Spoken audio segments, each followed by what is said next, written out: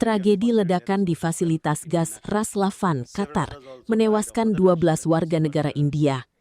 Pemerintah India kini bekerja sama dengan otoritas Qatar untuk proses identifikasi dan pemulangan jenazah korban. Where an explosion happened. Several other people have also been injured. I'm told that some 66 people are injured across nationalities. We don't know exactly how many of them are Indian nationals, but all those people who are injured are safe. We are talking to the local authorities for the identification of the mortal remains, as also for the transportation of mortal remains to India. We are also in touch with the family members of those who have died in this very unfortunate accident. So we are closely following all the developments in regard to West Asia. As far as our energy sourcing is concerned, you are well aware of our policy that it is based on national interest. The interest of 1.4 billion people, for them to be provided energy at affordable rates and from diverse sources is our policy. I have said this on several occasions, and that continues to be the case. As of today, we have 10 Indian flagged vessels which are still in the Persian Gulf region. These are those who were stuck when the conflict began. But in addition to these 10, we have 2 Indian ships which have crossed from this side into Persian Gulf. So, which means that traffic is going back and forth. Since the signing of the MOU on 17th of June, 11 India-bound vessels have transited through the Strait of Hormuz. The vessels include 3 India-flagged crude oil tankers, each carrying 285,000 metric tons of crude oil, 1 foreign-flagged LPG carrier, 1 foreign-flagged crude oil tanker, and 6 foreign-flagged bulk carriers carrying fertilizer cargo. And it is our expectation and hope that the remaining Indian-flagged vessels, of which the number of which I just gave you, would also be able to cross the Hormuz soon. The BRICS NSA meeting is happening over 2 days, 22nd and 23rd. On 22nd, that is yesterday, National Security Advisor, he had bilateral meetings with several of his counterparts, including from Iran, Ethiopia, Brazil, China, and South Africa.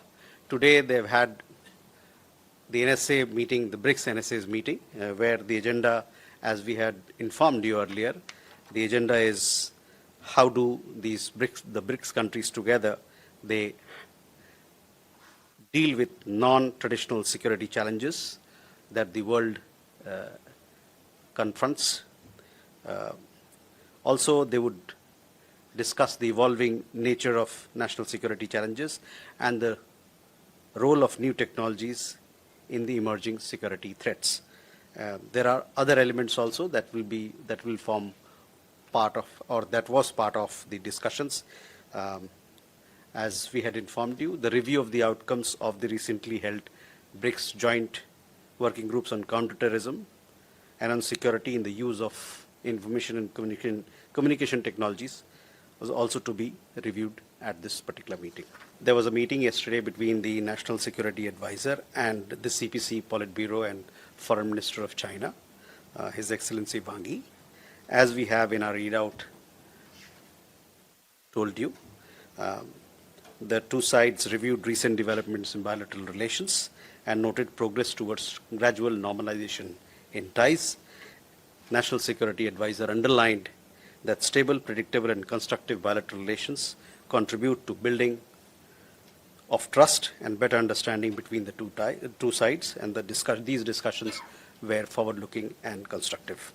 Yes, our National Security Advisor had a meeting with the Iranian counterpart, who's here to attend the BRICS NSA meeting. Both sides reviewed the ongoing situation in West Asia.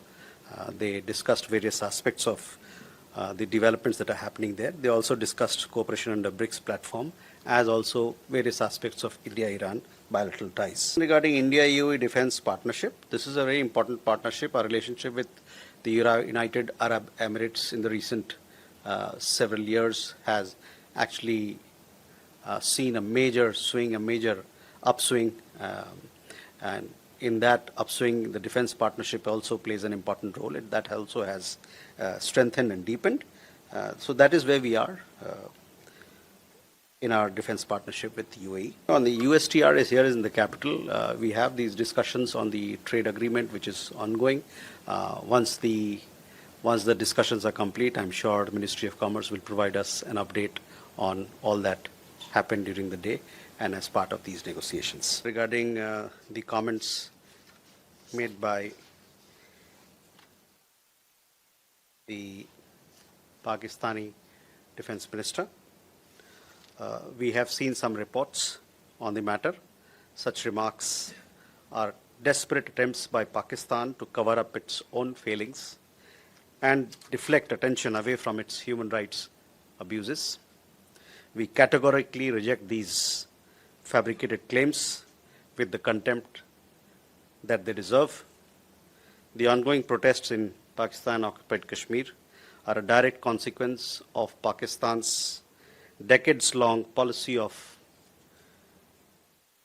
systemic economic exploitation, denial of fundamental rights, and administrative oppression in areas under its illegal and forcible occupation. The Pakistani state has responded with extreme police brutality,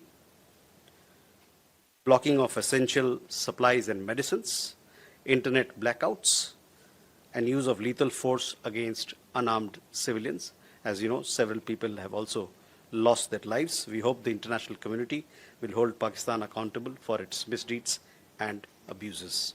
Jelajahi cara baru mendapatkan informasi. Download MetroTV Extend sekarang.